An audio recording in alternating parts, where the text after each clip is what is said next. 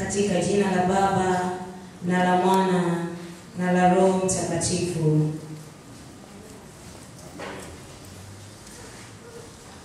Zaburi ya siku ya Bwana. Zaburi ile ya 72. Zaburi ya 72. Mstari ule wa 9 hata ule wa 16. Tutasoma kwa kupokezana. Wakao jangwani na wainame mbele zake, adui zake na warambe mavumbi. Wafalme wa Tarshishi na visiwa waweke pole, wafalme wa Sheba na Seba na watoe vipawa, kwani wako Bwana msaidizi. Atamhurumia aliye dhaifu na maskini, na nafsi ya mhitaji ataziokoa. Atawakomboa nafsi zao na kuonewa na udhalimu, wanadamu hao wenye thamani machoni pake. Basi na aishi, na wampe dhahabu ya Sheba, na wamwombee daima, na kumbariki mchana kutwa. Tushirikiane pamoja mstari wa mwisho. Na uwepo wingi wa nafaka katika ardhi ya nchi ya milima, matunda yake na yawaewai kama Lebanoni, na watu wa mjini wasitawi kama majani ya nchi. Amen. Washarika tuketi.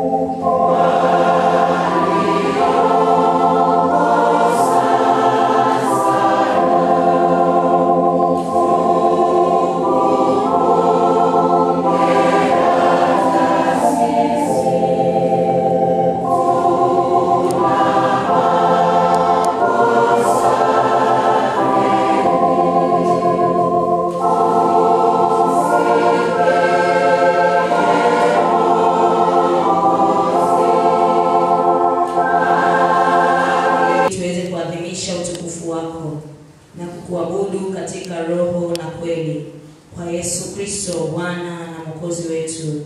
Amen.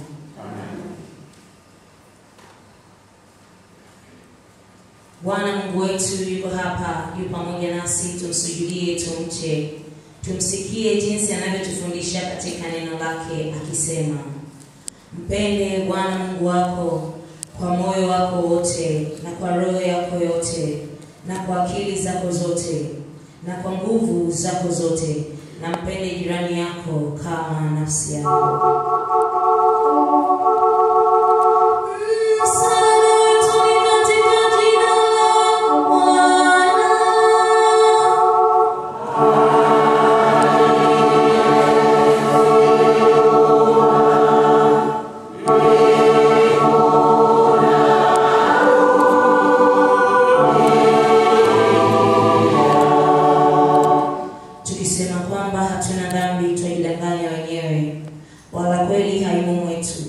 Tukiziungana dhambi zetu, yeye ni mwaminifu na wa haki hata tuondolee dhambi zetu na kutusafisha na udhalimu wote.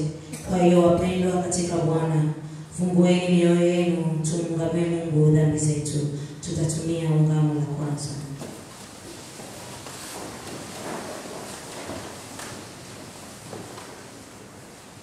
Mwenyezi Mungu Baba wa rehema,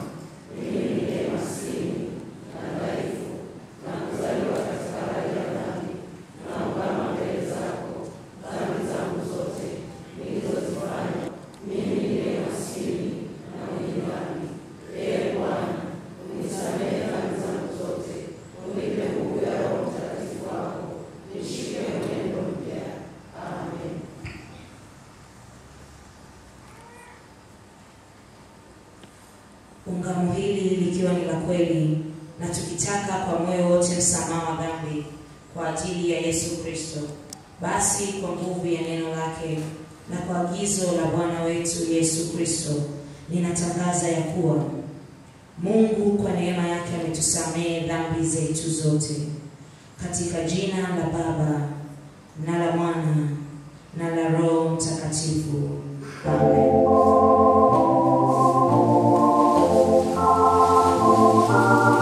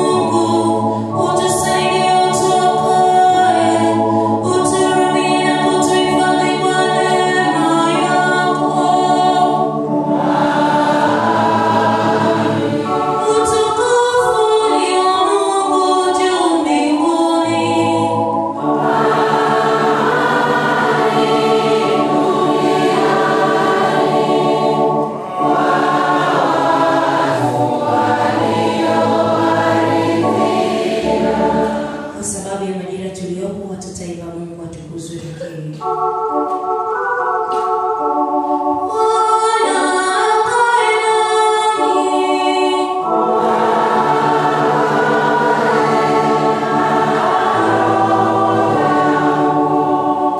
Walioko nje karibuni, mwingie ndani. Wakati huo tutakuwa tukitakiana amani. Mgeukie jirani yako. Siku ya Bwana ya 5 kabla ya Pasaka, ukumbuke neema yako. Aya siku inasema, Bwana huniamsha sikio langu lipate kusikia, kama watu wafundishwao, wala sikuwa mkaidi, wala sikurudi nyuma. Tuombe. Mungu Mwenyezi, unaona ya kuwa sisi hatuna wema wowote. Utulinde mwili na roho, ili tuepushiwe madhara yote na kuondolewa mawazo mabaya ya kila aina. Kwa Yesu Kristo, mwana wako na Bwana wetu. Amen. Amen. Tusikilize somo la pili kutoka kwa mzee wa kanisa aliye mlango wa 2 mstari wa 13 hadi 16. Natangulia kusoma kwa msaada wa Bwana. Amen. Na hao walipokwisha kwenda zao, tazama malaika wa Bwana alimtokea Yusufu katika ndoto, akasema, ondoka, umchukue mtoto na mama yake, ukimbilie Misri, ukae huko hata nikuambie, kwa maana Herode anataka kumtafuta mtoto amwangamize. Akaondoka akamchukua mtoto na mama yake usiku, akaenda zake Misri, akakaa huko hata alipokufa Herode, ili litimie neno lililonenwa na Bwana kwa ujumbe wa nabii akisema, kutoka Misri nalimwita mwanangu. Ndipo Herode alipoona ya kuwa amedhihakiwa na wale mamajusi, alighadhabika sana, akatuma watu akawaua watoto wote waume waliokuwako huko Bethlehemu na viungani mwake mote, tangu wenye miaka 2 na waliopungua, kwa muda ule aliohakikisha kuwa kwa wale mamajusi. Hilo ndilo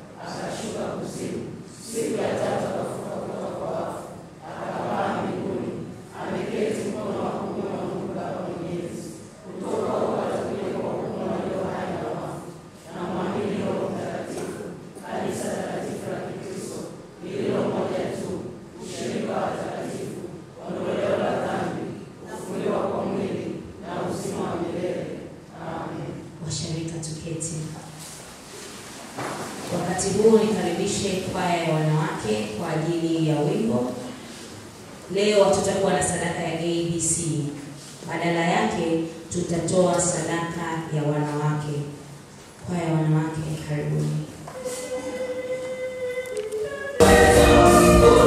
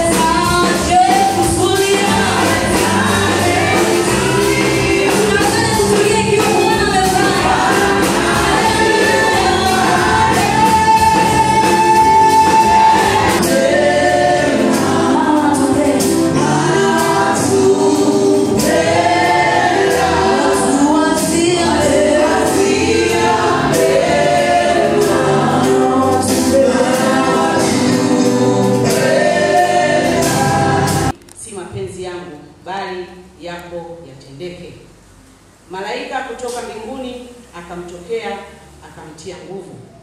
Naye kwa vile alipokuwa katika dhiki akazidi sana kuomba, hali yake ikawa kama matone ya damu yakidondoka nchini.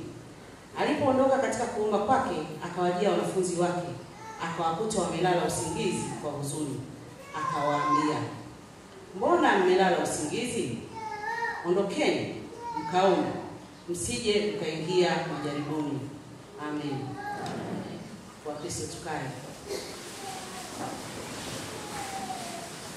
Bwana Yesu asifiwe. Amen. Tumelisoma hili neno kutoka Luka 22. Na tunaona kabisa kwamba Luka 22 inatufundisha mambo makuu. Inatufundisha swala la kuomba, lakini pia swala la kuomba mapenzi ya Mungu yatimizwe. Bwana Yesu asifiwe. Huwa anapenda kuuliza swali maishani, hivi nani kati yenu ambaye hajawahi kupitia changamoto akafika mahali akaona kwamba hapa ndio mwisho, sioni mbele? Au amepita katika hali ngumu sana akashindwa kuamua kwamba sasa ni mapenzi gani, nitumie mapenzi yangu au mapenzi ya Mungu? Na imani tumepita kwenye changamoto mbalimbali, lakini neno la Mungu leo linatufundisha jinsi Yesu alivyoomba, na aliomba kwa bidii bila kusahau kuomba mapenzi ya Mungu yatimizwe. Lakini tunapoona huu mstari wa 40 na 42, yeye alifika akawaambia wanafunzi wake, ombeni msije mkaingia majaribuni. Wanafunzi wameambiwa wakati ule, ombeni msije mkaingia majaribuni. Lakini hata sisi leo tunakumbushwa kwamba tuombe ili tusiingie katika majaribu. Bwana Yesu asifiwe. Na neno la Mungu linasema kwamba yeye alijitenga umbali wa kutupa jiwe na akapiga magoti akaomba. Kwa hapa tuna mambo mawili makubwa ambayo mimi nimetazama. Kuna swala la kuomba ni kubwa. Aliwaambia wanafunzi, ombeni msije mkaingia majaribuni.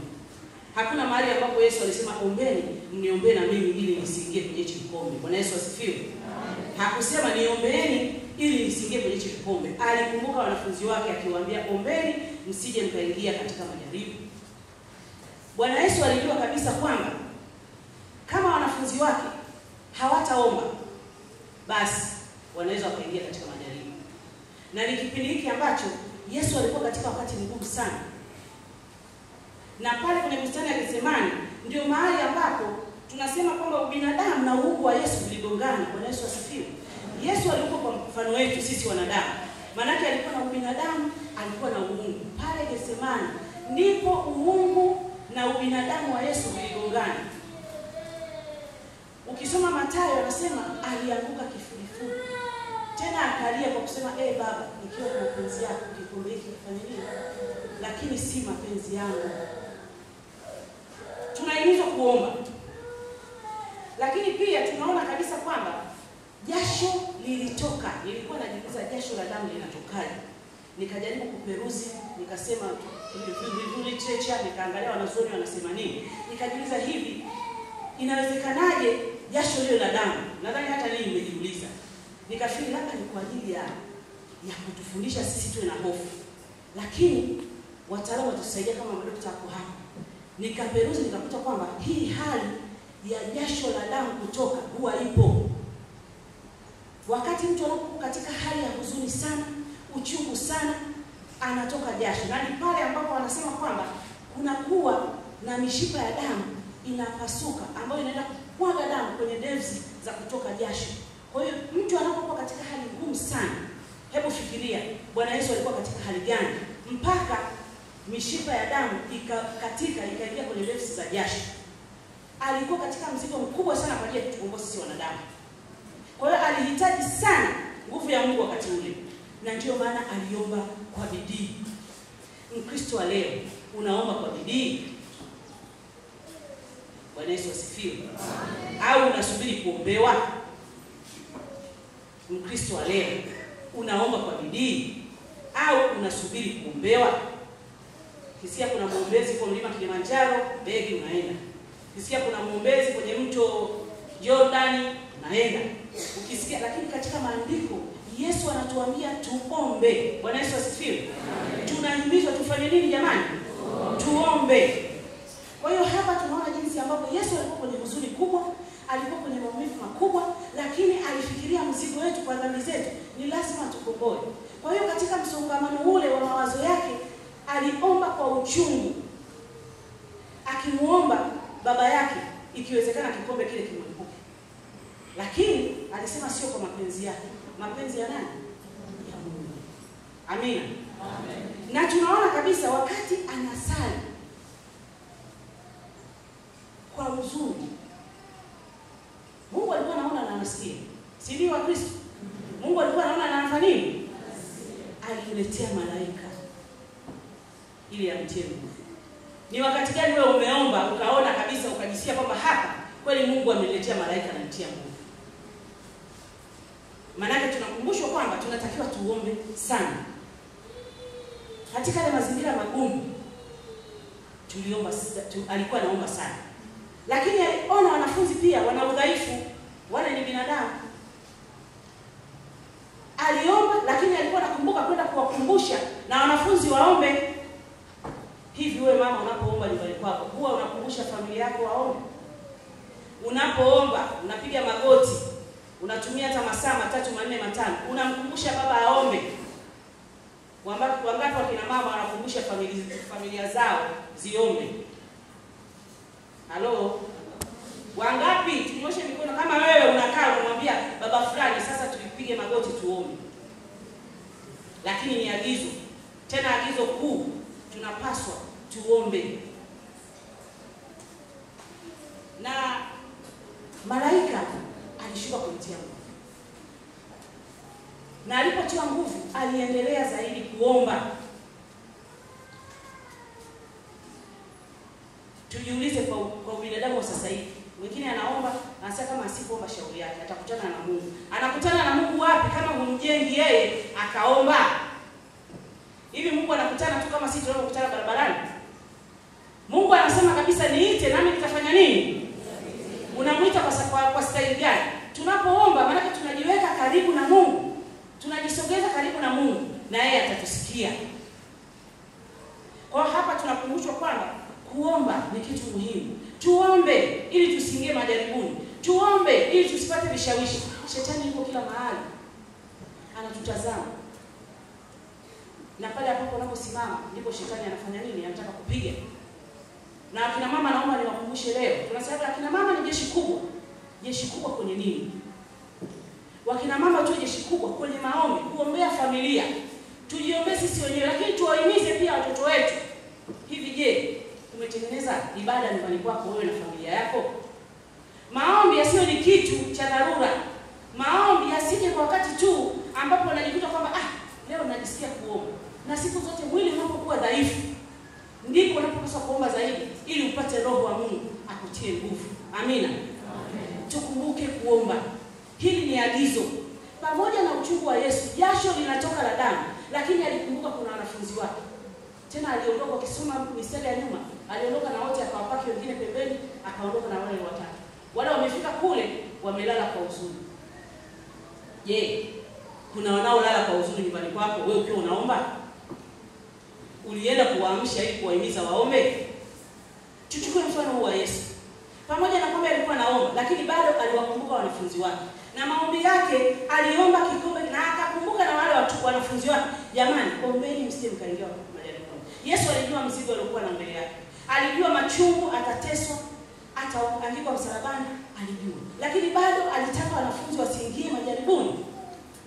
Kwa hali ya binadamu Yesu mmoja niombe tu hao nao wakiingia majaribuni shauri yako. Lakini alirudi kuwakumbuka wanafunzi na kuambia waombe. Alikuwa na ufahamu mkubwa wa majaribu ambayo yako mbele yake. Tunapaswa tuombe. Wakina mama tunapaswa tuombe, wakina baba tunapaswa tuombe, vijana, watoto tunapaswa tuombe, kwa sababu ombeni ili msiingie majaribuni. Majaribu ni yapi? Unaweza kuwa unataka kufanya jambo ambalo si halali. Shetani anakuambia fanya. Lakini ukimwomba Mungu utapata tu majibu. Roho mwema atakwambia, mama fulani hapo usifanye. Tumeona mfano hapa wa igizo hili. hii familia ingekuwa inaomba, yule mama angekuwa mwana maombi, asingemnyanyasa yule mtoto.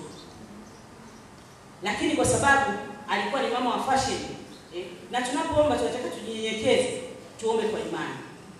Kwa pale msalabani, pale Getsemane, Yesu alipokuwa anaomba, anatukumbusha sisi wa Kristo tuombe sana. Tuone mbele za Mungu, tuombe kwa ujasiri. Kwa nikisoma Biblia nafurahi sana kwa ile Luka 18 mstari wa kwanza, ile mwanamke mjane aliyekuwa anakimbilia haki yake. Luka 18 mstari wa kwanza. Aliendelea kwenda kwa yule kadhi ambaye kwanza hampendi Mungu, lakini pia hapendi watu. Yule mama pamoja na udhaifu wake, tukipiga picha ya mjane alipokuwa amedhulumiwa haki zake, ina maana alikuwa hana hata chakula, lakini aliendelea kupiga mguu kwenye ile kadhi. Yule sijui alikuwa anafananaje. Tuangalie mahakimu sasa hivi. Inawezekana alikuwa pande la mtu, ana kitabu, ana nini, lakini yule mama aliendelea kwenda kuomba. Na yule kadhi akasema, mama ananisumbua, bora nimpe haki yake ili asiendelee kunisumbua. Bwana Yesu asifiwe. Amen. Sisi tukiomba haki hatupati?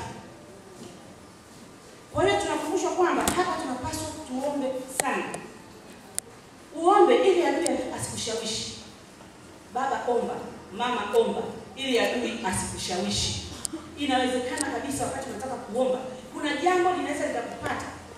Tunakuwa na mambo mengi, na shughuli na vikao vya kiofisi, lakini maombi yawe ni jambo la maendelezo ya maisha. Mambo yetu ya kuomba liwe ni kipaumbele, liwe jambo la kwanza kuomba. Na tunaambiwa tuombe ili tusiingie majaribuni. Majaribu ni mengi. Tuko kazini, umeingia kazini, una nafasi nzuri, omba Mungu. Kuna mitego mingi inakuja maofisini, kuna mitego mingi inakuja manyumbani, kuna mitego mingi iko mitaani.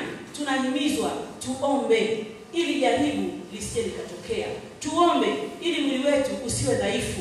Tuombe ili Mungu atushushie malaika wa kuweza kututia nguvu. Bwana Yesu asifiwe. Amen. Tuombe.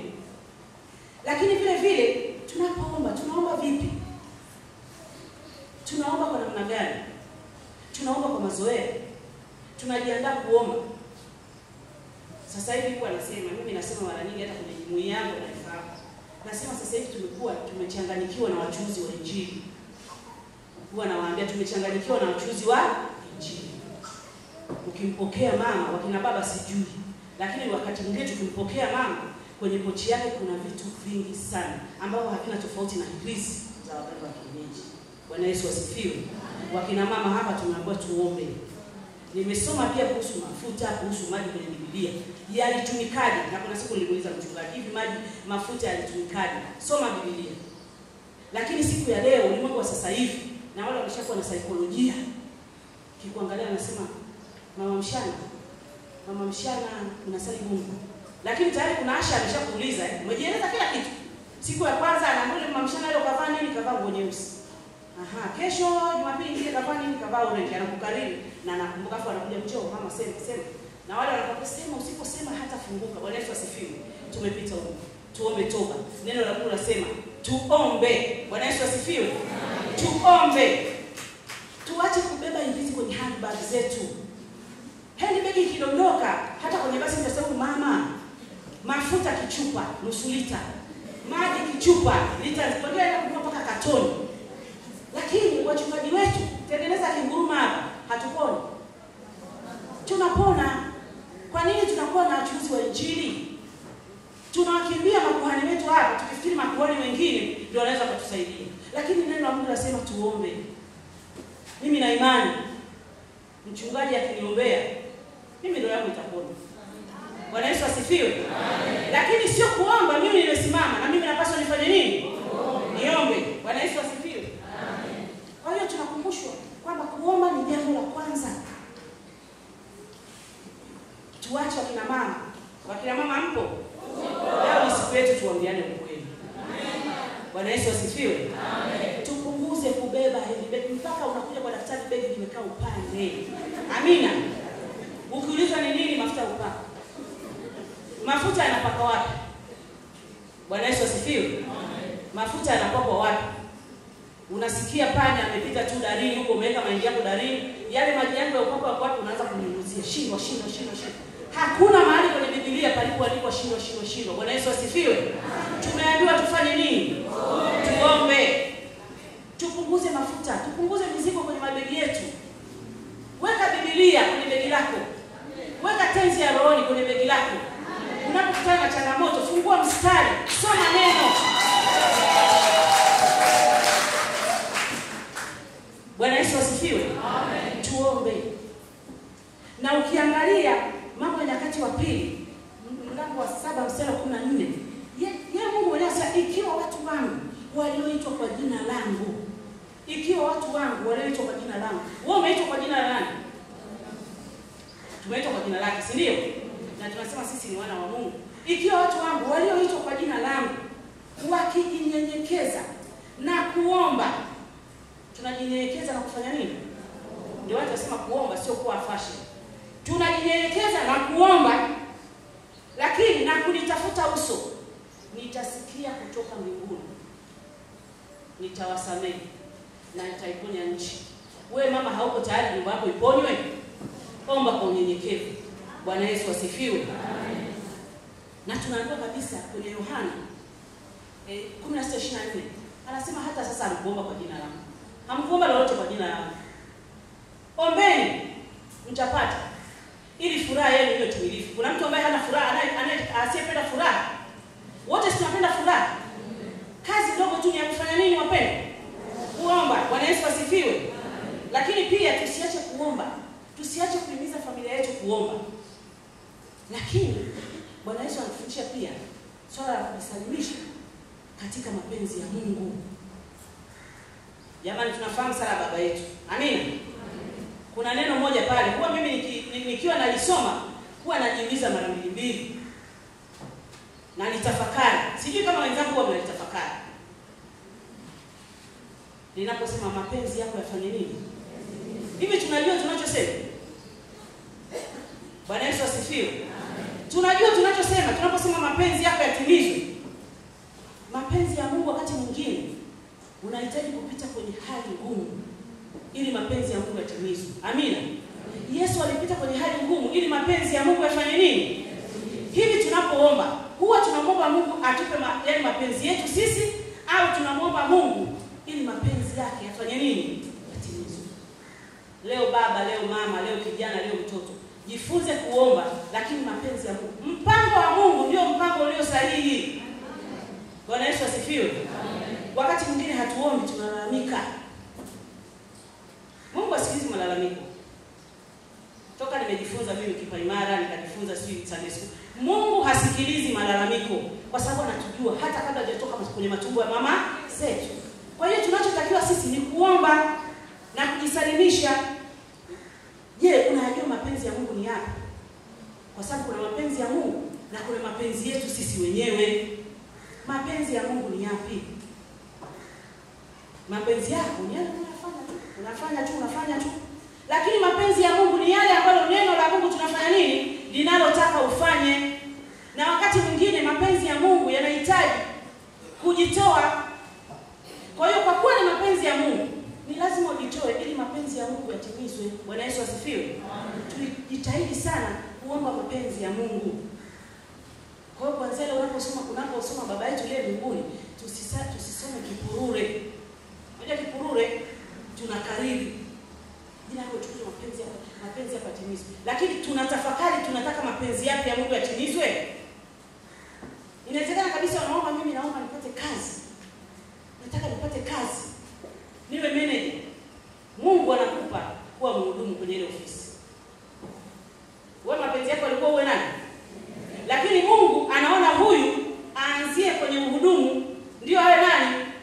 Kumbe ukianzia umanager unaweza kufikia mahali hauombi, shetani akakujaribu ukafukuzwa kazi. Bwana Yesu asifiwe. Kwa hiyo tunapoomba wapendwa wangu wa Kristo wa leo, tuombe mapenzi ya Mungu yatimizwe. Yesu alijua nitapitia. Na ndio maana akasema lakini sio mapenzi yangu. Si ndio? Inawezekana sitaomba naomba Mungu nipe gari, nijenge nyumba kubwa, nijenge nipate gari, nipate cheo, watoto wangu wasome, wapate madigrii, wapate masters. Unaweka lakini mapenzi yako yatimizwe. Amina. Bwana Yesu asifiwe. Unaweza ukaomba alijitazama akaona yeye ni dhaifu. Kwa hiyo akamuomba Mungu. Bwana Yesu asifiwe.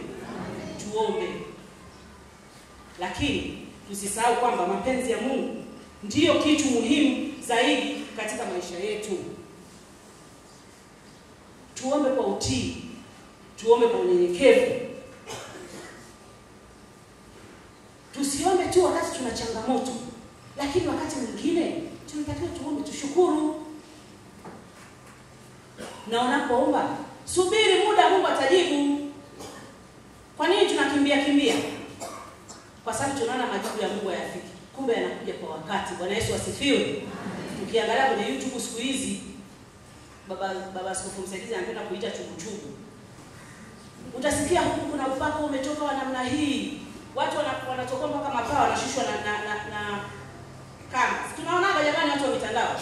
Si tu wanashushwa na kamba anafika hapa. Tumeona wachungaji mpaka wamenizikeni nitafufuka siku ya 3. Walifufuka, wamekufa.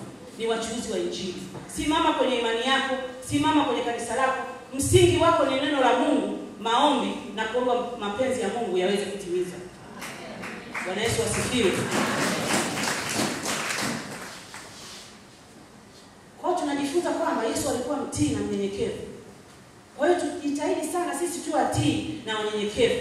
Lakini pia tumejifunza katika hali yote ile mapambano, shetani yuko tayari kutudanganya. Shetani yuko tayari kutuharibu. Kwa hiyo tujitahidi sana tunapoomba, tuombe kwa utii na unyenyekevu na kudhamiria. Lakini tumejifunza kwamba kumbe tunapoomba nguvu ya Mungu inakuja.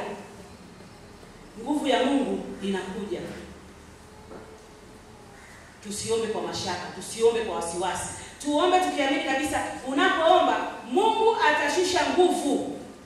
Pale palipo na changamoto, kuna mizigo mingi, kama tuna mambo mengi. Sasa hivi tumeshajiunga mpaka kwenye vikoba, tumeshajiunga mpaka kwenye mambo, yani tunakuwa na mambo mengi, hata wakati wa kukaa na kuweka ibada tunakuwa ni muda mfupi sana tunatumia. Bwana Yesu asifiwe. Tuombe. Na wachuuzi wengine wa Injili wanasema, sasa nahakikisha na kuombea deni lako aliyekukopesha asikumbuke deni lako. Amina. Hivi mimi naweza kukopesha hela nisikumbuke deni lako? Bwana Yesu asifiwe. Na tunapokea mikono mpaka inauma. Pokea. Anapokea mama Samia hapo nitasauje deni langu ndugu yangu mpendwa wa Kristo. Kwa hiyo siombe. Bwana Yesu asifiwe. Hakuna mahali popote utakopa hela alafu akatokea nabii uchwala akakuombea. Mimi naitaka manabii uchwala na Mungu nishaomba nisamee. Eti akaniombea mimi deni nimekopa benki milioni 20. Alafu naenda kwenye nabii naomba uniombee, naomba mafuta upako nitembee kwenye pochi. Nikienda pale benki nisionekane kwamba ni mdeni. Udeni wa kumbukumbu zako huko kimaandishi. Bwana Yesu asifiwe. Hauko kwenye uso wako. Kwa hiyo hakuna mahali popote utakubeba mafuta upako ukaenda benki eti umekopa, unasema naenda pale benki akiniona tu anafuta deni. Hamna kitu kama hicho mpendwa wa Kristo. Tuombe. Lakini tuombe mapenzi ya Mungu yatimizwe. Lakini tumejifunza udhaifu. Wanafunzi walikuwa dhaifu na walikuwa na huzuni. Sasa wakati wa udhaifu ndipo shetani naye anapata upenyo. Amina. Kwa hiyo wewe unatakiwa uongeze nguvu zaidi wakati unapoona mwili. Hakuna kitu kibaya kama mwili. Kwenye watu anasema mwili ni dhaifu, roho nini? Akaomba sana. Malaika wa Mungu akashuka. Akamtia nguvu. Kwa wakati unapokuwa dhaifu sana, ndipo shetani anapofanya nini? Kwa hiyo tunakuwa tuombe ili tusiingie katika majaribu. Lakini tunapaswa pia tuombe kwa bidii sana. Bila kusahau kwamba mapenzi ya Mungu au mipango ya Mungu ndio mipango iliyo sahihi, ndio mipango iliyo bora zaidi. Bwana Yesu asifiwe. Bwana Yesu asifiwe. Tumeona mfano hapa wa mama anayenyanyasa. Tunaweza tukaona kwamba ni usanii. Lakini miongoni mwetu tupo.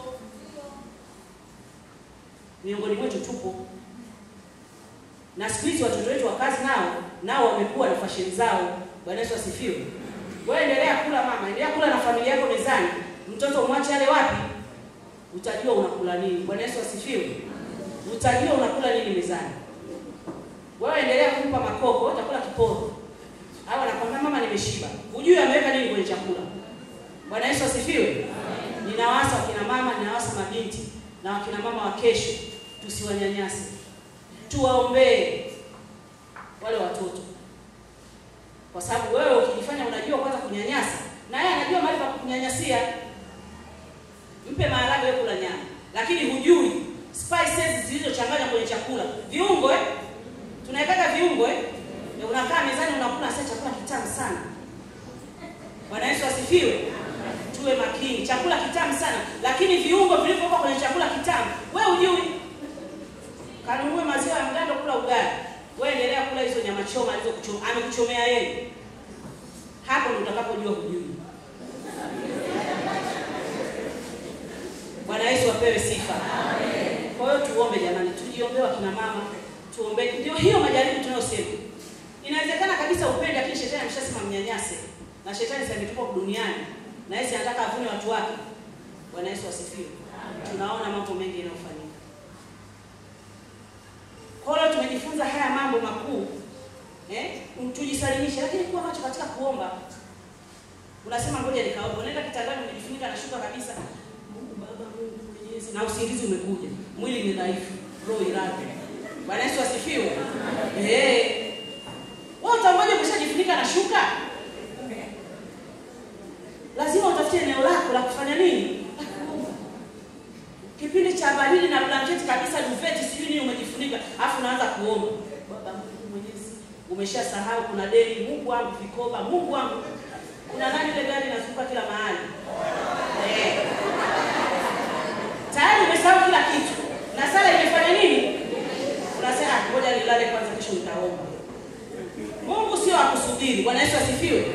Mungu sio akusubiri. Mungu wetu yu hai.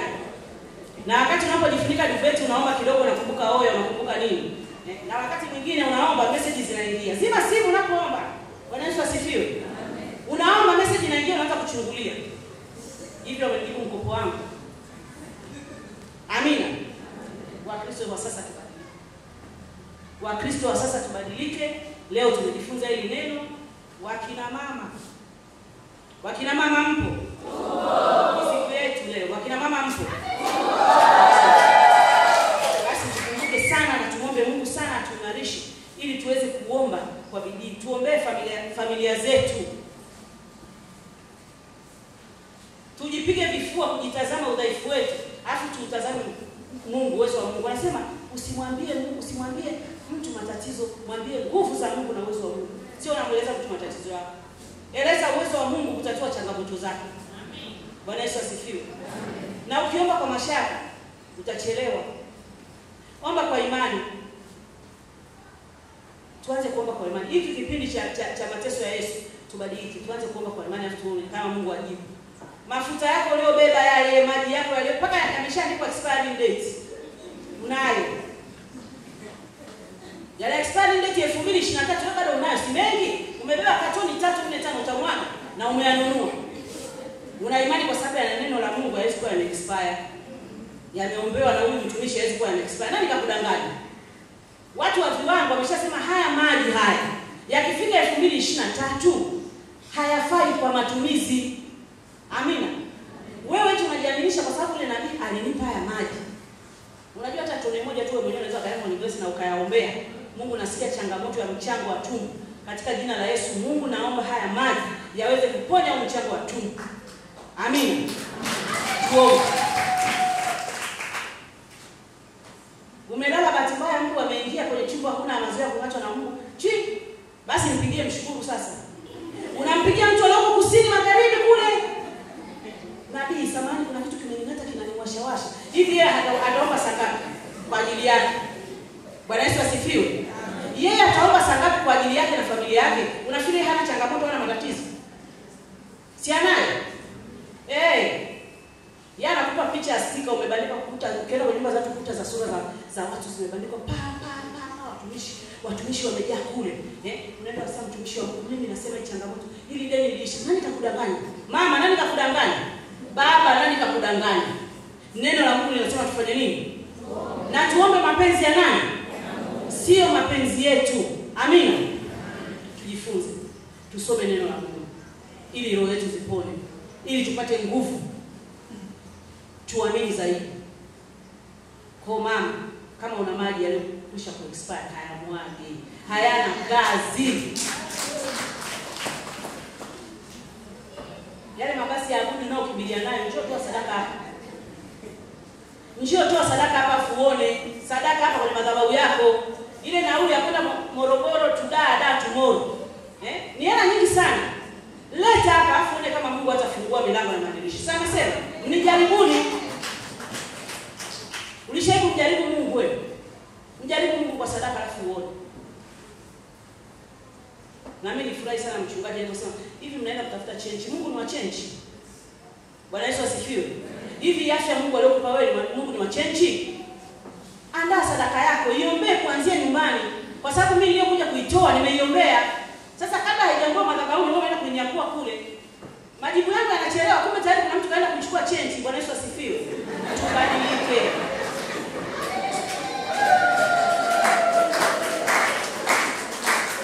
Bwana Yesu asifiwe.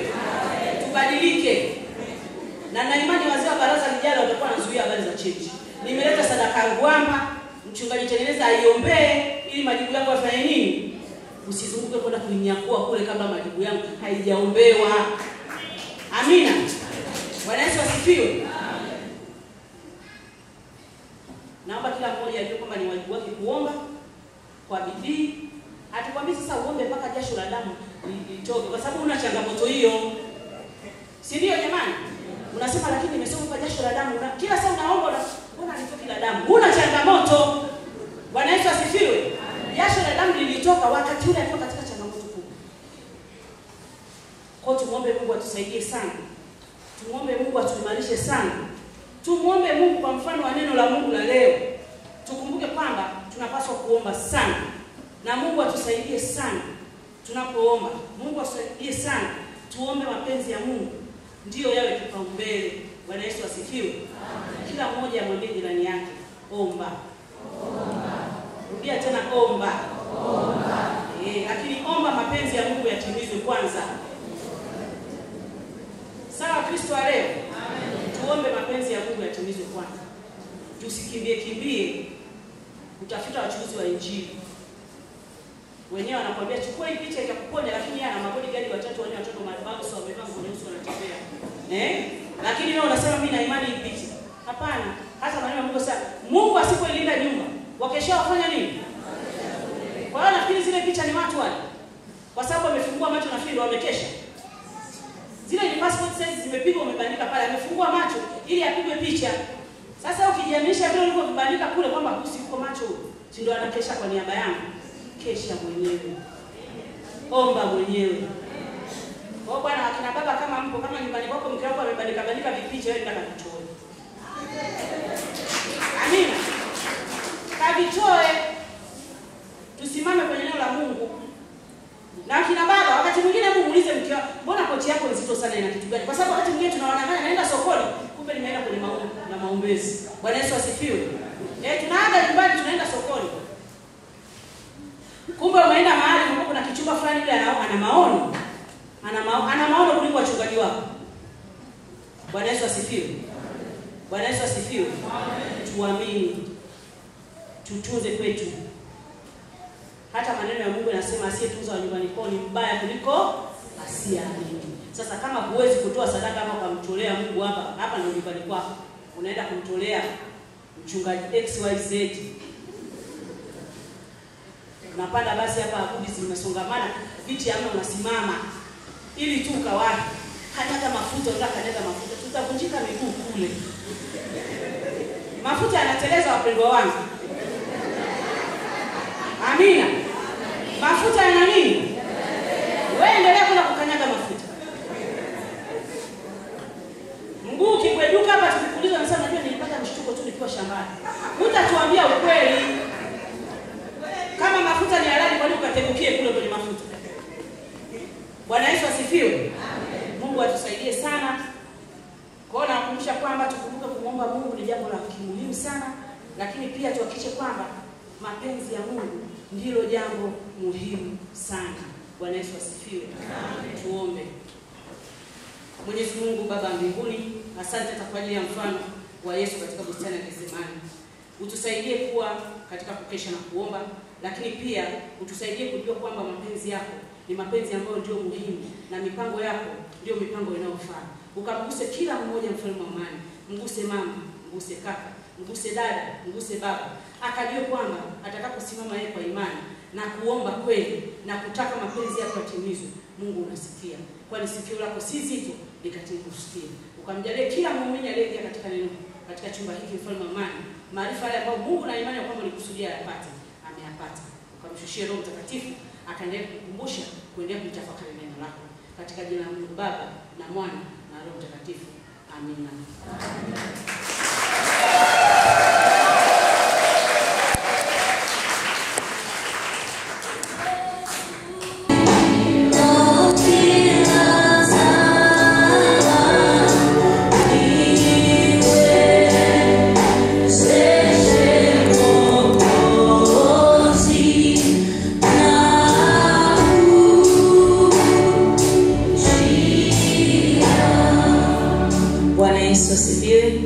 Tunakushukuru sana mhubiri, Mungu akubariki sana.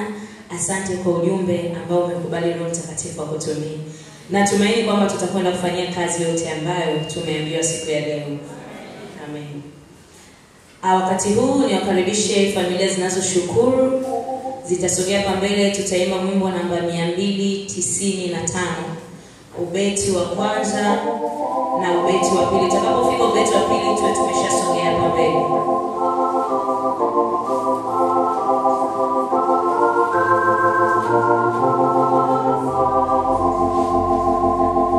Mungu Baba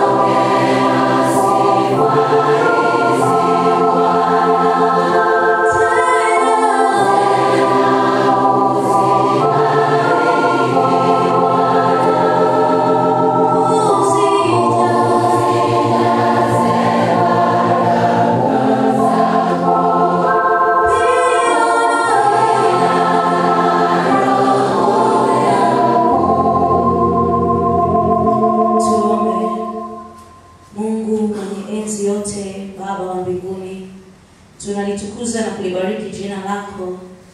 Kupitia neno lako ulisema, leteni zaka zilizo kamili ghalani mwangu likiwemo chakula, nani mtaona kama sitawafungulia madirisha ya mbinguni na kumkemea yule alaye na kuwamwagia baraka nyingi. Baba, watoto wako wamekuletea zaka ghalani mwako ili kiwemo chakula.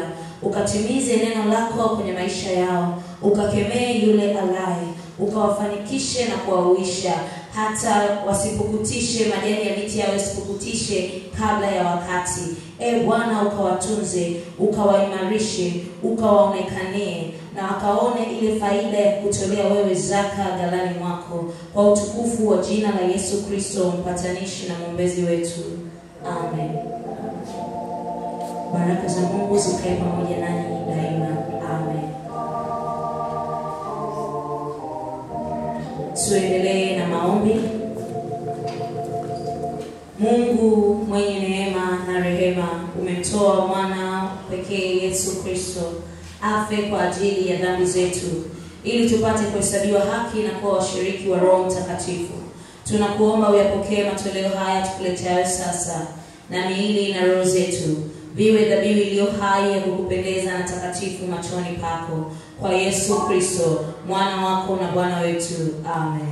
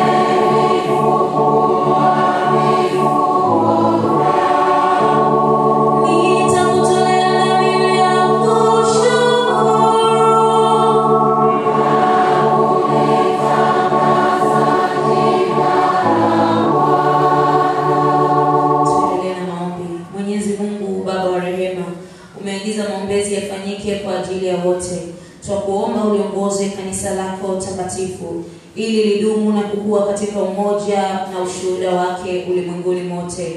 Imani yetu izidi. Tunaiombea serikali yetu, uipe neema, ituongoze katika mema yote. Nchi iwe na amani, nasi tuishi katika amani na kuwa na mafanikio na kubarikiwa katika kazi zetu. Tusipatwe na mabaya. Tunawaombea wote wenye shida mbalimbali, wagonjwa na wenye taabu, pamoja na wanawake wote na nyumba zao. Utujalie tufurahie utukufu wa ufalme wako mbinguni, pamoja na wote waliofariki katika Bwana. Utujalie hayo Baba, kwa ajili yake Yesu Kristo, mpatanishi na mwombezi wetu. Amen. Tushirikiane sala ya Bwana. Baba yetu uliye mbinguni, jina lako litukuzwe, ufalme wako uje, mapenzi yako yatimizwe duniani kama mbinguni. Tupe riziki yetu, tusamehe makosa yetu kama nasi tunasamehe waliotukosea, usitie majaribuni, bali utuokoe na mwovu, kwa kuwa ufalme ni wako na nguvu na utukufu na hata milele. Amen. Amen. Washarika tuketi.